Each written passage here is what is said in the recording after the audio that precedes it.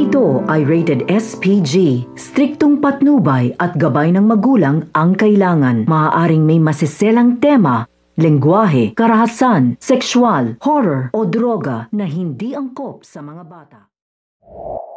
Nangyari na ngang maabutan nito ni Giselle si Doc Lyndon at si Zoe na nag-uusap tungkol nga sa sikreto ng kanilang pamilya.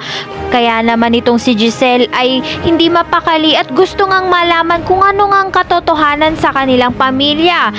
Dahil nga itong si Giselle ay kinukutuban na ngang may alam nga itong si Doc Lyndon na katotohanan dito nga kay Zoe na hindi niya nga masabi. Kaya naman patuloy nga itong si Giselle na maghahanap kung ano nga ang katotohanan sa pagkatao nga nito ni Zoe at kung ano ngang lihim ang itinatago ni Doc Lyndon at ni Zoe.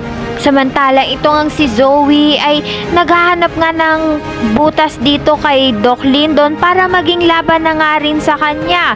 Kaya naman mukhang malalaman nga ni Zoe na ang kinikilos nito ni Doc Lyndon ay kakaiba.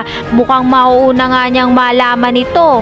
Subalit may malaking tsansa pa rin na malaman nga nito ni Giselle ang katotohanan na hindi nga tunay na tanyag itong si Zoe at malaman nga nito ni Doc Tanyag ang katotohanan sa pagkatao nga nito ni Zoe at ito na nga ring si Lynette at Annalyn ay maging katunay na kapamilya na nga talaga nito ni Doc Tanyag.